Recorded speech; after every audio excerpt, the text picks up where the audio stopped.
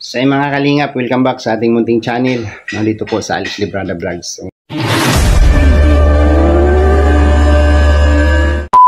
Ngayong araw po mga kalingap ay ito yung time na tayo naman ang magsilbi, no? Si partner naman yung pagsilbihan natin kasi hindi po maganda yung kanyang karamdaman, yung kanyang pakiramdam. So ngayon po ay magluluto tayo, lulutuan natin siya ng masarap na ulam para makarecover at nakailang balik na po kami ng hospital.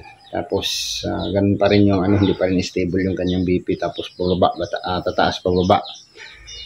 So ayan, dahil lang din siguro sa maraming iniisip niya or iniisip niya yung mga niya, yung nararamdaman, kaya ganun yung nangyayari sa kanya, no? Hindi siya nakakatulog. So ayun, sabi ng doktor, kailangan niyang magpahinga, matulog para makarecover. So yun po yung cause ng pagtataas ng BP niya, yung kulang sa tulog. So ayan, magluluto ako ng masarap na ulam para makapakain natin ng maganda o masarap na ulam na masustansya para sa recovery, no? Para makarecover siya. So let's go mga kalingap. Ayan mga kalingap, nagkatay nga po pala tayo ng native na manok dito, no? Manok Tagalog kung tawagin sa iba, sa amin po ay native na manok o Bisayang manok. At nagkuha po tayo ng ating malunggay na ilang piraso at pumitas na rin po tayo ng papaya dito po sa tabing bahay. At atin na nga po itong hinihimay, no? Himay-himay ng malunggay. Ayan. Pagkatapos po nito ay lulutuin po natin. Ito po ay simpleng luto lamang po na tinulang manok na native. Pag inyong natikman mga kalingap, mga kababayan, ay talaga namang wow kayo sa sarap nito. Ang ating nga palang native na chicken dyan ay medyo maliit lang. Ito po ay nagtitimbang lamang po ng mahigit kalahating kilo ang isang piraso. At hindi po ito matagal na lagain at mabilis po itong lumambot kapag atin na po itong niluto. Ito nga po pala ang kalimitang niluluto ng mga bagong panganak o pinapakain sa mga bagong panganak para daw dumami ang gatas. Pero ito po ay ipapakain ko sa aking partner para makahigop siya ng mainit na sabaw ng native na manok. Hinayaan ko lang nga palang matulog at makapagpahinga ang aking partner dyan sa loob ng kwarto. At maaga po akong nagayak para makapagluto ng masarap na ulam. Para pagising ko sa kanya mamaya ay makahigop na siya ng masarap na sabaw. Mainit na sabaw mga kababayan. Our hearts beat to the city streets. We began to feel the fire. We rise like tall buildings as the chemicals, they take us higher. The night's young and it's just begun as she puts her hand in mine. We wanna chase the night, wanna dance to the light, pull stars from the sky, just two hearts running wild. Never sleep, never stop, as we shout from the top. We're gonna be two hearts running wild.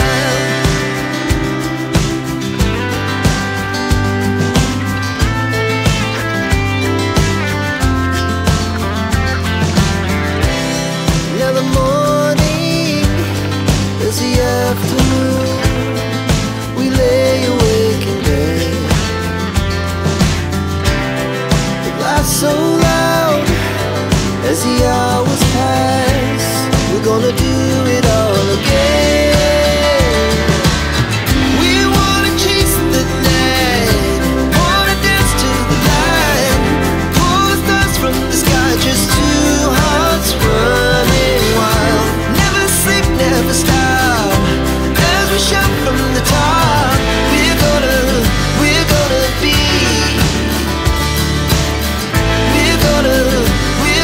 be two hearts running wild.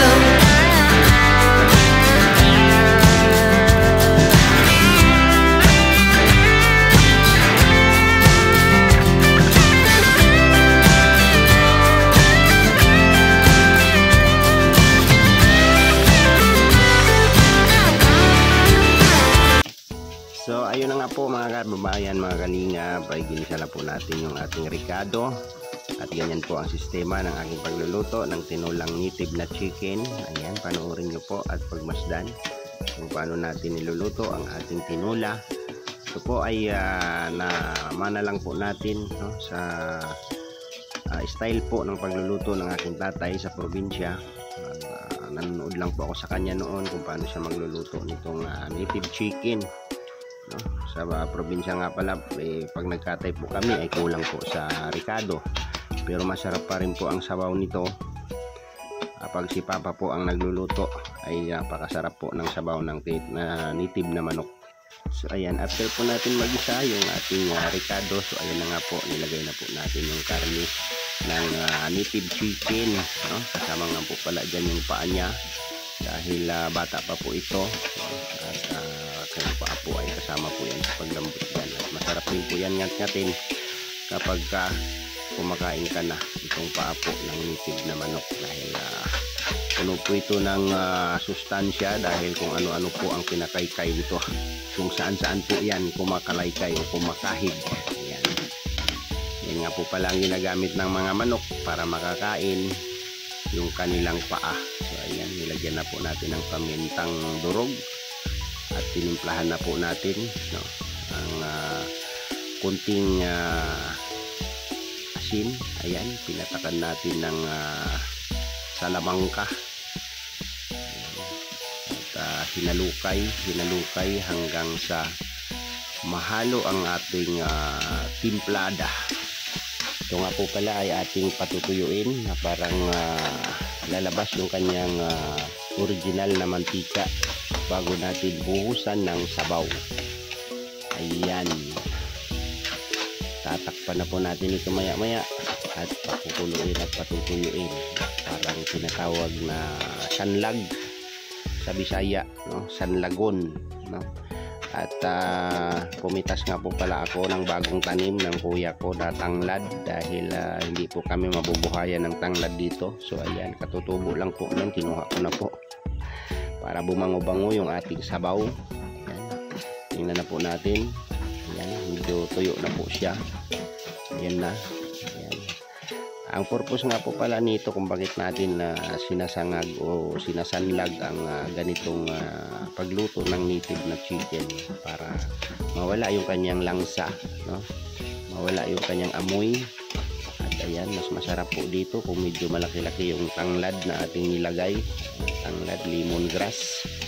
So ayan na po siya, tuyo na po, no? Pagkalumbas-labas na po yung kanyang original na mantika ay atin na po yung sasabawan at titimplahan hanggang sa lumambot.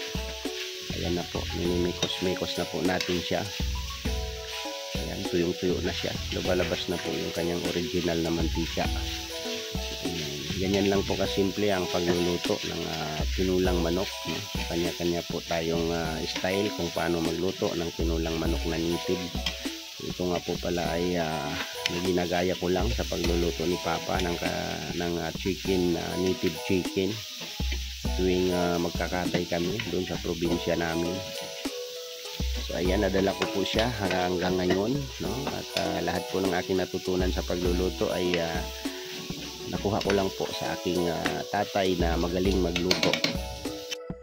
So ayan, pagkatapos niyan mga kababayan ay binuhos na po natin yung ating pinaglagaan ng manok. Ayan, diyan nga po pala natin pinalambot yung isang manok na inadubo ko po sa gata at binaon po ng aking mga junakis.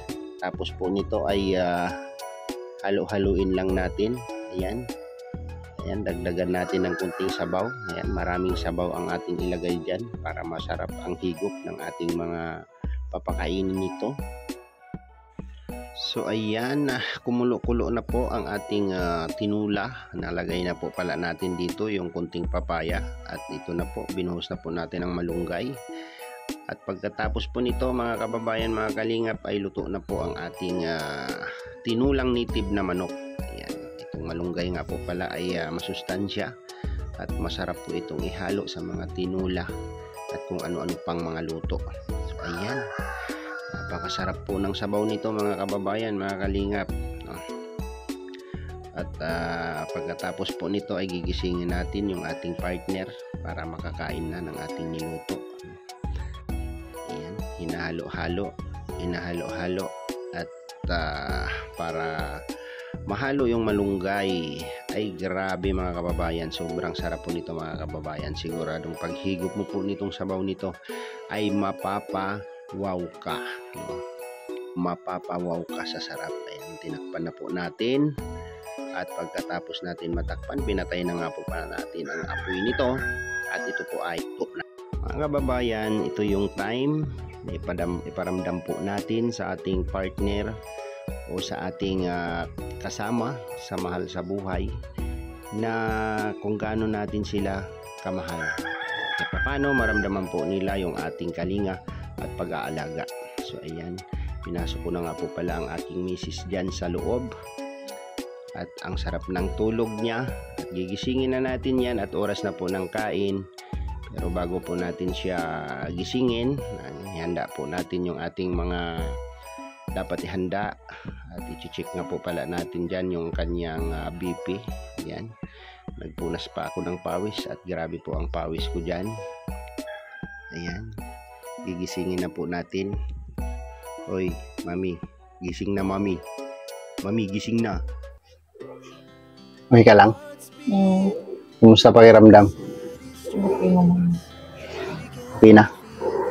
Bangon na. Ay na. Bangon na, baby ko. Bangon na, baby ko. May BP ka ba kagabi? Try nga natin yung BP mo. Nalupat na yung BP BP sa'yo. Lobat niya sa kulito.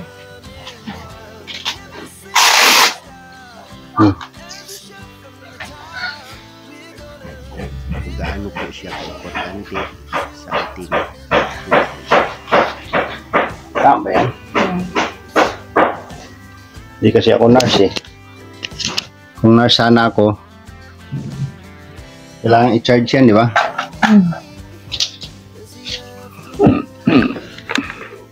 Kumusta ang pakiramdam? Okay. Nakatulog ka ng maayos kagabi?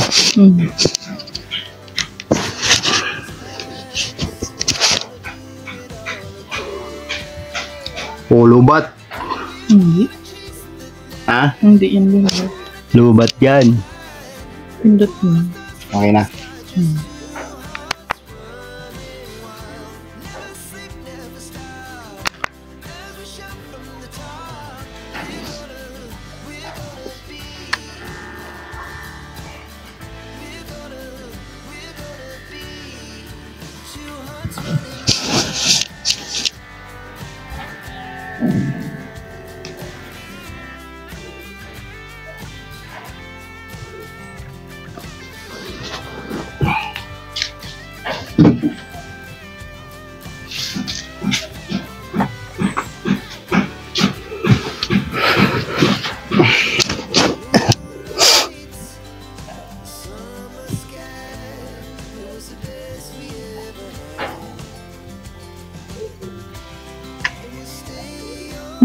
Yan, normal na.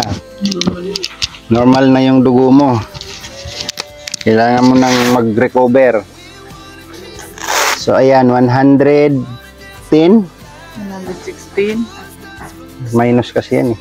116. 110.70. 170. 110.70. Normal yun, di ba? Normal. Normal ba yun? O abnormal? Ayan. Pwede na. Normal na po yung dugo niya. No? 110.70 over 70. 116.75. Aywan ko ano nito, sit up. Ito oh. 110.70. Kita po ba? Ayan. 110.70. Ayan. Tara na, kain na tayo. Halika na dito. Pinahid ko dun sa Inadobo ni Queen.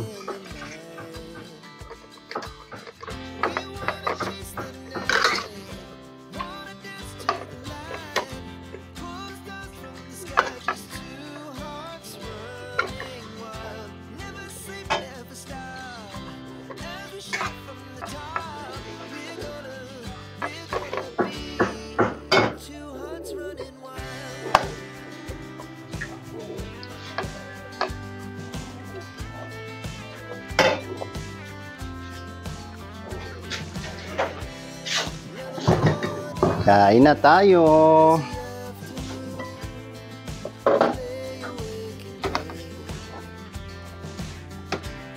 Kunting rice lang.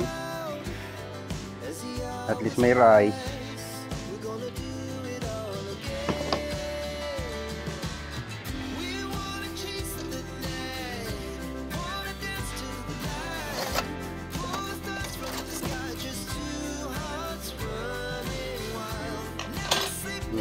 Ano? Kain ka na.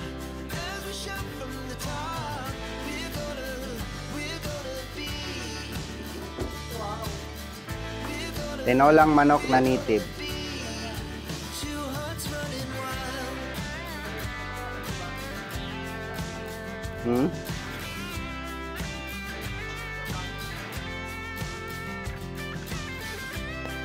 Alright.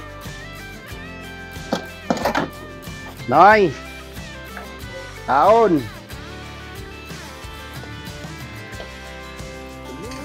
Taon na!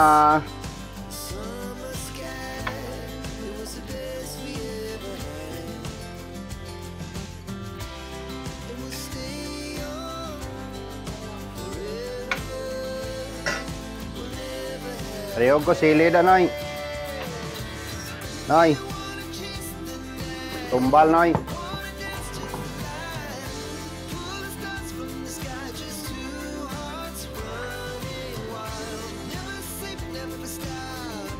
Tumbal ta, Noy.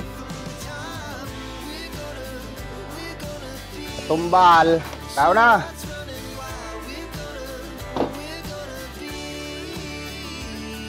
Gusto kong kumain ng marami na mahanghang dahil may tinulang manok.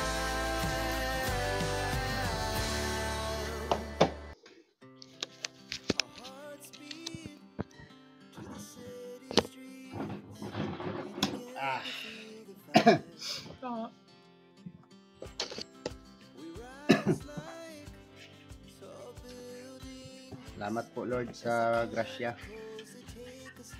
Sahod na imo. Sahod gal vlog ko. Tao na.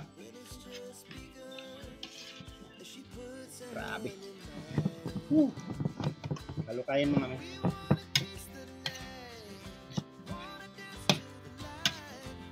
Anghang. Ano yung siling demonyo? Labi. Butas man to. Lo, lubas mo ito. Ang ganyan din. Ayaw mo na manghang. Bawal yung akin.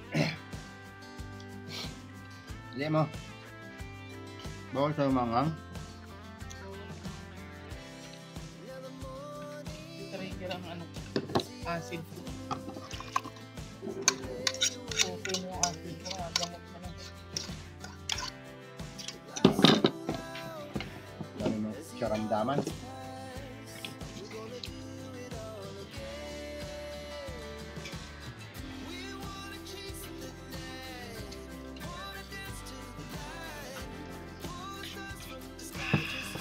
Sarap ng sabaw.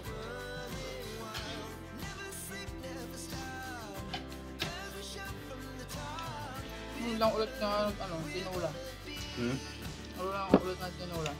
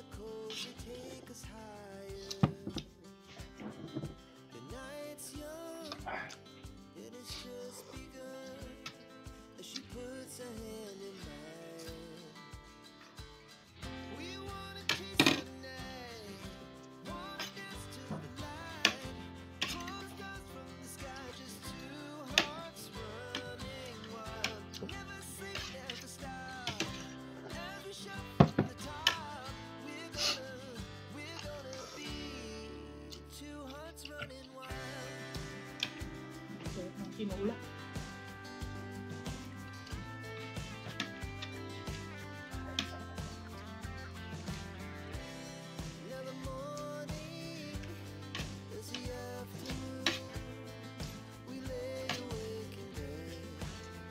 Ano tayo?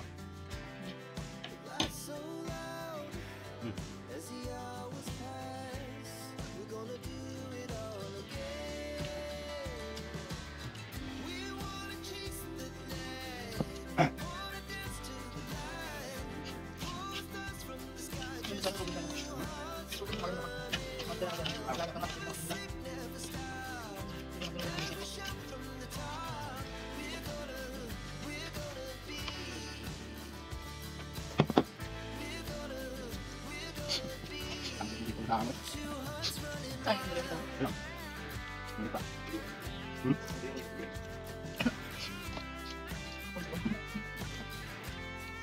Ang kuha na pala dito. Ano naman nagkakaroon ng ako?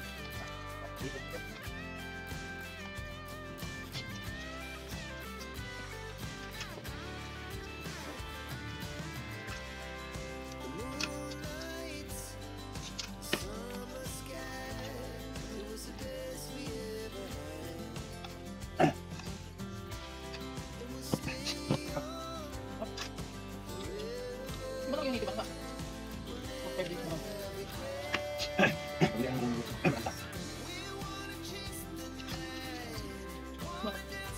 Pero marami yan. Lang din. Ano ka? Ayun, ako na. Hindi na. Ay, Lord. At yung pagkakagaling ko. Napakapit na kayo, guys. Yan po talaga yan siya, guys. Sweet talaga siya. Sweet lover.